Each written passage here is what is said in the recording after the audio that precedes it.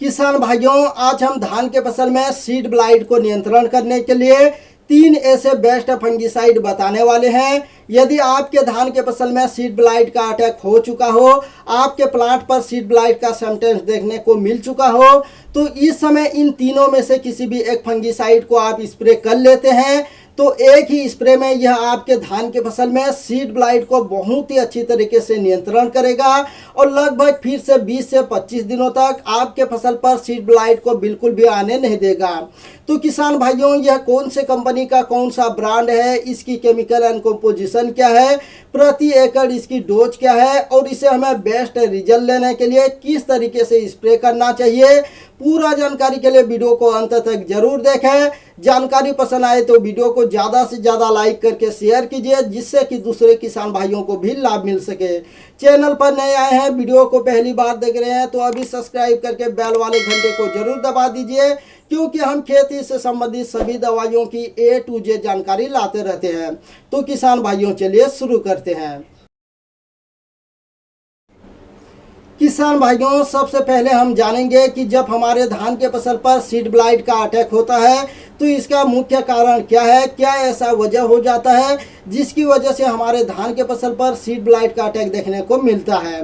तो किसान भाइयों, जो सीड ब्लाइट का बीमारी होता है यह एक मृदा जनित बीमारी है। इसका जो फंगस है यह मिट्टी में पाया जाता है और इसका सबसे ज़्यादा अटैक उन प्लांटों पर देखने को मिलता है जिस प्लांट पर पिछले बार इसका अटैक हो चुका हो। इसके अलावा जब आपके क्षेत्र में बार बार बारिश होती है या जब तापमान अधिक बढ़ जाता है, तापमान जब 28 से 32 सेंटीग्रेड के बीच पहुंच जाती है, हवा में नमी 85 सेंटीग्रेड के बीच पहुंच जाती है, तो इस समय जो आपके धान के फसल है इसमें सीड ब्लाइट का अटैक होने का सबसे ज़्यादा चांस बढ़ जाता है।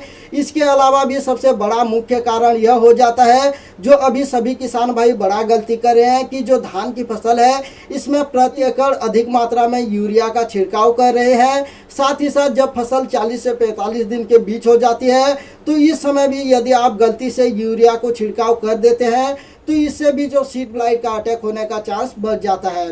तो किसान भाइयों, जब भी आपके धान के फसल में सीड ब्लाइट का अटैक देखने को मिलता है तो इस समय आपको सबसे पहला लेना है इंसेक्टिसाइड इंडिया लिमिटेड कंपनी की पल्सर फंगिसाइड, जिसमें थाइफ्लूजा अमाई 24% SC फार्मूलेशन में आता है। इसे आपको प्रति एकड़ 150 ml 200 लीटर पानी में मिलाकर के स्प्रे कर देते हैं तो यह एक ही स्प्रे में धान के फसल पर सीड ब्लाइट को बहुत ही अच्छी तरीके से नियंत्रण कर लेगा और लगभग 15 से 20 दिनों तक फिर से आपके फसल पर सीड ब्लाइट को आने ही नहीं देगा। किसान भाइयों, दूसरे नंबर में जो दवाई आता है यह सबसे टॉप है। इसका नाम है अमीस्टार टॉप फंगिसाइड, जिसमें एजोक्सोस्ट्रोबिन 18.2%, इसी के साथ डाइफेनकोनोजोल 11.4%, यह SC फार्मूलेशन में आता है। इसे भी आप प्रति एकड़ 200 ml 200 लीटर पानी में मिलाकर के स्प्रे कर लेते हैं तो यह भी धान के फसल में एक ही स्प्रे में सीड ब्लाइट को बहुत ही अच्छी तरीके से नियंत्रण कर लेगा।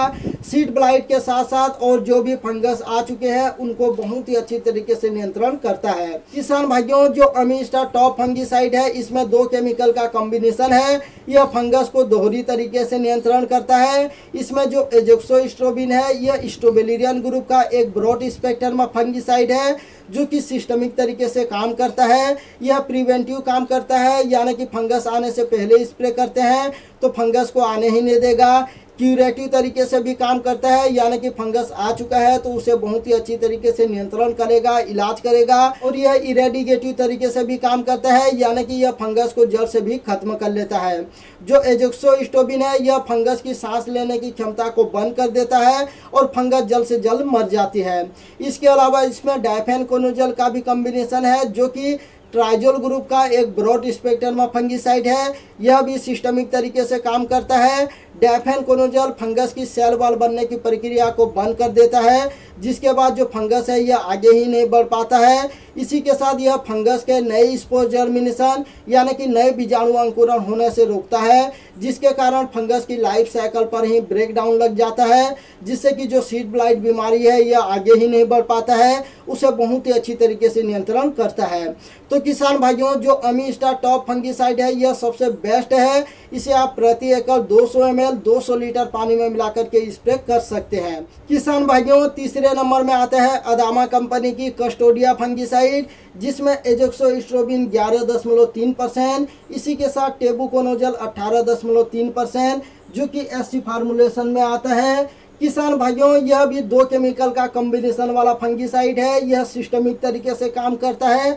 ब्रॉड स्पेक्ट्रम फंगिसाइड है। जो एजोक्सोस्ट्रोबिन है, यह भी वही फंगिसाइड है जो अमीस्टा टॉप में पाया जाता है। और इसी के साथ जो टेबुकोनोजल है, यह भी ट्राइजोल ग्रुप का एक ब्रॉड स्पेक्ट्रम फंगिसाइड है। यह भी प्रिवेंटिव, क्यूरेटिव और इरेडिकेटिव तीनों तरीके से काम करता है।